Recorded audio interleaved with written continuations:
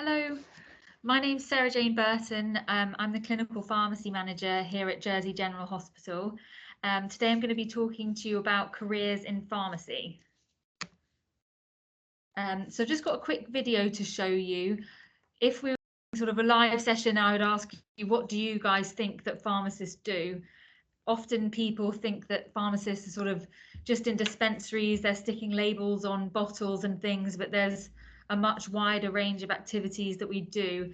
This video just shows you a quick insight into the variation in job role.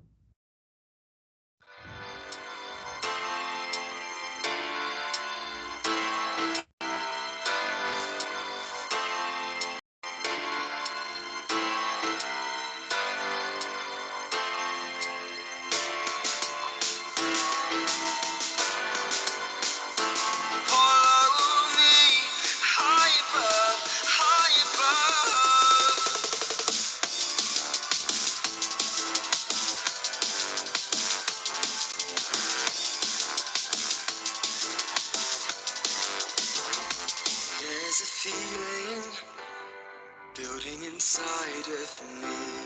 I can't hide it.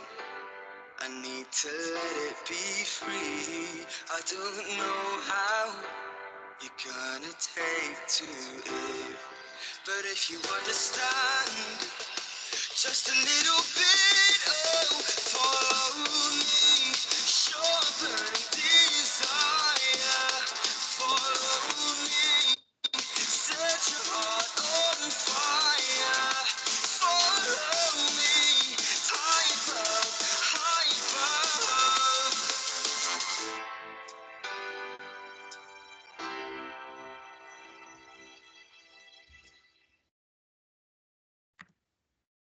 Okay. So what do pharmacists do? So we're experts in medicines and their uses. We train as scientists and clinicians, and we have a unique set of skills and knowledge. We use this scientific knowledge to advise patients on how best to take their medicines, and we recommend the best medicines for particular conditions and diseases. Some pharmacists are also prescribers, and like doctors, we can prescribe medicines on prescriptions. Pharmacists are the third largest healthcare profession in Great Britain.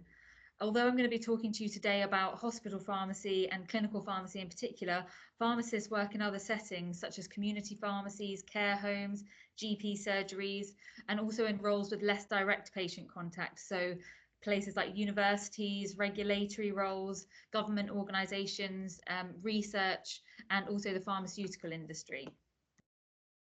So what skills do I need to become a pharmacist? One of the most important things you need is excellent communication skills. We have to translate technical medicines information to patients, as well as be able to talk with consultants, doctors, nurses about things at a sort of scientific level. So you need to be able to tailor your communication style depending on who you're talking to. We often work in busy environments, so we've got to be able to manage multiple tasks. We've got to have to be organised and logical in our approach to this. So if you're working in a really busy hospital dispensary, you might be getting queries from doctors, patients. You've also got to check prescriptions in front of you. You have to be good at prioritising and able to remain calm under pressure. You also need a good eye for detail, and you have to be thorough and accurate in what you do. As I said, we're often the final check for prescriptions before they go out to members of the public. So you need to be able to concentrate for long periods of time and make sure that you don't let sort of mistakes go through. Team working, we work in big teams, so you have to be a good team player, and you need good people skills as well, because we get involved in teaching, whether that's doctors, nurses, peers. So good people skills are really essential as well. So what are the pros and cons of being a pharmacist? Some people might find that certain pros are pros for them, but others might find they're cons. So we'll just sort of go through them all, and then you can decide how you might feel. So one of the pros is job security. So the world will always need pharmacists. We're sort of frontline workers, and we're always needed. So, you know, if you go for a job as a pharmacist, you're always sort of guaranteed to get a role. Having said that, though, it is competitive. So particularly hospital pharmacy is very competitive, and depending on where you want to work, areas are more competitive for hospital pharmacy than they are for community pharmacy, and depending on whereabout you want to practice, it can be quite competitive to get in. Funding and places are limited, especially for hospital pharmacy, so it's best to do work experience and things like that during your summer holidays, and that sort of will help you put you on the best path. Flexible working is another pro for people, so we do work later into the evenings and on weekends, but then that allows you to have the freedom of sort of starting later, finishing earlier, and also job sharing. If you're only on part-time hours, you can often job share with someone else. But then on the flip side, some of the hours are really long, and it can eat into your sort of social life if you are having to work evenings or at the weekends. So again, it's a balance of what people prefer. Another pro is you get a lot of transferable skills with pharmacy. So like I said earlier, communication skills, prioritization skills, teaching, all of those things are transferable, so you can utilize them in other careers if you did want to change, and just in other stages of your life. Variety, there's a lot of variety. We see sort of different patients every day, and each patient has a different story, so you can get a lot of variety within the actual specific job role itself, but also within pharmacy as a whole, so you can sort of move sectors if you want to. As I said, opportunities in new roles and settings. So yeah, you can change between sectors. You can also change between sort of specialisms within pharmacy. So you could be a cardiology specialist pharmacist or a mental health specialist pharmacist. So lots of opportunities to go between different settings, and opportunities to specialize as well. A couple more cons then, it is physically demanding in certain sectors. So if you're working in a community pharmacy, you might be on your feet all day, which can be quite challenging after a long day, and especially if you're working sort of 5 or 6 days a week. Also, it can be a high pressure environment. So as I said, with the prioritization skills, you need to be prepared for things being really busy sometimes, and you just have to stay calm and not let it get the better of you. So what qualifications do you need to become a pharmacist? So you need at least 5 GCSEs. You have to have GCSEs in English, maths, and double science, sorry, and that needs to be at a level C or above. After that, or in addition to that, should I say, you need A levels in chemistry and 2 of either biology, maths, or physics. These need to be an A to B grade. But I would say check entry requirements with any potential universities, because I mean that's often what they specify in their prospectus, but then if you sort of have other attributes you can add to the university, then they might be able to sort of tailor the qualifications you require to get in there. So once you're into university, then we do a 4-year master's degree. At the end of that 4 years, then we need to do an extra year.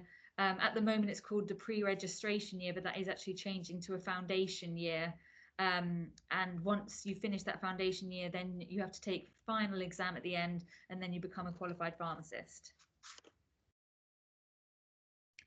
So now I'm going to talk a little bit more about hospital pharmacy, and especially hospital pharmacy here in Jersey. So hospital pharmacists are a vital part of the healthcare team. Being a hospital pharmacist means you're a part of a team where the focus is firmly on patients. There's a lot of variety in hospital pharmacy in terms of what you can do. So you can work in the dispensary, in aseptics, and also in clinical. You'll always be working with a large team of pharmacy staff, and that includes pharmacists, pharmacy technicians, pharmacy assistants, as well as clinical teams that include doctors, nurses, and other healthcare professionals. So depending on the size of the hospital, hospital pharmacists can get involved in the manufacturing and development of medicines. So we have a manufacturing unit here at Jersey General Hospital, which I'm going to show you a picture of in a minute. Testing of medicines, so we do take part in a small amount of clinical trials. Supply of medicines for patients, so we do a lot of supply through the dispensary, and also monitoring the effectiveness of the medicines used. So whether that be in clinics or on the wards, we sort of want to check that medicines are actually working for our patients. We provide advice to other healthcare professionals as well as patients, and we are involved in developing treatment protocols for the hospitals so that we can ensure that the gold standard of treatment is practiced. Hospital pharmacists can specialise later on in their career, as I did mention earlier. So you can go into particular conditions, so things like mental health, oncology, which is cancer, or cardiology, which is the heart, or in specialist areas of practice, so things like paediatrics, such as children's health or care of the elderly. Pharmacists also work in urgent and emergency medicines departments, quality assurance, clinical trials, and in medicines information. So there are a lot of opportunities to progress. If you go into hospital pharmacy, you can either progress into management, or if you wanted to go down the more clinical route, you can go into teaching roles, and also working with the wider healthcare team. So hospital pharmacy is divided up into different sections. So these are just some pictures that I've taken of our own hospital pharmacy. So we've got the dispensary. So the dispensary is traditionally where most people think of pharmacists as being. It's responsible for supplying medicines on prescriptions for outpatients. So those are the patients that we see in clinics. Also discharge prescriptions for patients that are on the wards who are waiting to go home. And also we do inpatient supply of medicines for all of the wards in the hospital, and also the external sites, so places like St Saviour's and Sandybrook. Dispensary-based pharmacists are responsible for reviewing prescriptions for clinical appropriateness and prescribed for patients. So checks before the patients receive the correct product. Another area of our hospital pharmacy is the procurement or stores area. So this is an area responsible for procuring medicines and supplying them to the ward so that they can be used as stock. The procurement team liaise with manufacturers in the UK, ensuring that we get medicines that are good value for money. We don't have any pharmacists involved in this area at our hospital in Jersey. However, at larger hospitals in the UK, you'll find specialist pharmacists who are heads of procurement.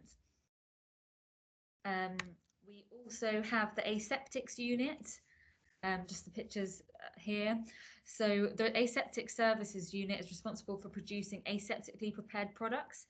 So an aseptically prepared product is essentially something that has been made contamination free, so it's free from many bacteria, particles, etc. So what we make in Jersey is adult intravenous nutrition, neonatal, so that's babies, intravenous nutrition, and also chemotherapy. So this allows most patients with cancer to be treated on island rather than having to go to the UK. The unit is run by a specialist pharmacist who ensures the quality and safety of all the medicines manufactured in the unit. Because obviously you can imagine if we're injecting medicines intravenously, if there is any sort of bacteria or contamination in there, we could have some disastrous effects. So hence the need for it to be so highly clean. And lastly, we have clinical services. So this is my area. So we have a clinical pharmacy team, including pharmacists and pharmacy technicians, and we work in a range of specialities and regularly visit the wards. So we meet and talk to patients, and we support the ward nurses, doctors, and also other healthcare professionals with advice about medicines. So at Jersey General Hospital, we have pharmacists specialising in critical care, so that's intensive care traditionally, antimicrobials, palliative care, so that's end-of-life care, paediatrics, mental health and oncology, and we also have generalist pharmacists working on the medical and surgical wards. Some of us accompany consultants on clinical and teaching ward rounds, so doctors can turn to us for advice before prescribing. And we also get involved in teaching of medical students, junior doctors, student nurses, and we also hold education sessions for members of the public in the community. So that's for patients going through cardiac and pulmonary rehab sessions. So there's quite a variety of things that we do on a day-to-day basis. So just a couple more bits on clinical pharmacy services. So as I said, our team of pharmacists visit the wards daily. We review patient medication for clinical appropriateness and safety. We're supported by a team of specialist technicians, and they carry out detailed medication histories upon patients arriving into hospital. So that's to make sure that when the patient arrives, that all of their medicines are prescribed correctly and exactly how they would take them at home. We counsel patients on any new medicines that prescribed during their stay, and we go through patients' medicines with them on discharge just to make sure that they're familiar with what they're taking. As medicine specialists, we are available to patients and staff as an information service, and we provide advice on dosages of medicines, because you can sort of understand that a dose for a child might be different to a dose for an adult. Routes of administration, so can the patient swallow? If not, then how can we get the medicine into them? What other routes are available? Drug calculation, so we have to calculate doses, especially for children, because often the formulation that we have available might not be able to be given to a child, so we need to do things like dilutions. We have to convert milligrams to micrograms to nanograms, things like that. Drug interactions, so not all medicines can be given together. Some medicines can alter the effects of another one or cause toxicity and things, so we have to be aware of drug interactions and prevent them from happening. Side effects, so we have to be able to recognize side effects, and if a patient does experience a side effect, can this be managed, or should we switch the patient onto something else? And with that, alternative treatment recommendations. So if a patient was allergic to a medicine, then we would advise on what we should give them instead. So I've just got an exercise here just to give you guys a bit of an idea of what clinical pharmacists do on a day-to-day basis. So I would have previously asked for answers to be shouted out, but I'll just go through it slowly, and maybe you can just write down some answers at home. So what we have on the right-hand side of the slide there is something called a news chart, and it's basically a chart detailing different sort of measurements of our patient and sort of how unwell or well they are. So you can see that there's a lot of white in the chart. So white would be normal. When it goes into the green area, that's going a bit worse. Orange is worse again, and then red is an area we really don't want to be in. So I'll just go through this patient's news chart for you. So we start at the top, and we've got respiratory rate. You can see that that's over 21, so, and it's in the orange area, so the respiratory rate's quite high. This patient's got a chest infection, so that's probably what we would expect to see. The next one is their oxygen saturations. So that's in the 94 to 95 area, which is green. It's not as good as white, but it's not as bad as orange. But again, because someone's got a chest infection, we might expect to see their oxygen saturation lower. Their temperature is really high. It's in the orange area. So again, another sign of an infection. Their blood pressure is very low. It's in the red area, which is a real cause for concern. Their heart rate is also high. So that's in the orange area again. And also their level of consciousness here, they're at C, which is conscious, but they are a bit confused. So we're now going to go through the medicines that the patient was taking at home, and then we'll discuss whether those medicines would be good to continue or should they be stopped. So we've got bisoprolol here. So that's a medication that lowers the heart rate. So do you think that the patient should continue on the bisoprolol, or should it be held or stopped? So as we can see from the heart rate, it's already in the orange area. It's already slightly high. So that would be a good one for us to continue. Simvastatin is one that lowers cholesterol. There isn't any reason that the patient can't continue that one, so we would get that prescribed. Lisinopril is a drug that lowers blood pressure. What do you think about that? Do you think they should have that one or not? So you can see on the chart the blood pressure is actually really, really low already. It's in that red area. So that one we would definitely not prescribe on admission, and we'd sort of say, can that be held for now? We need to keep an eye on the patient's blood pressure.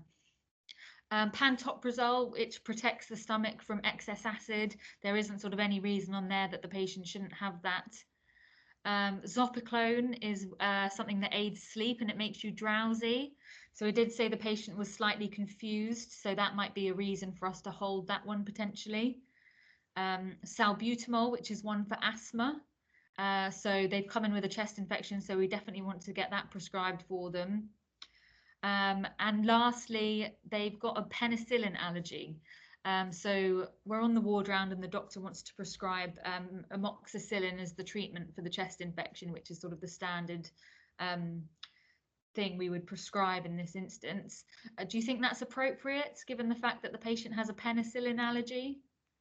So penicillin and amoxicillin are in the same treatment class. So if a patient's allergic to penicillin, then we shouldn't give them amoxicillin. And sort of as the pharmacist, we would recommend an alternative. So what next if you want to choose pharmacy at university? So my advice is to make sure you choose the right subjects. And as I said earlier, although they are quite specific, that you definitely do need your chemistry and one other of biology, maths or physics, sometimes universities can be flexible depending on how well you've performed in other areas.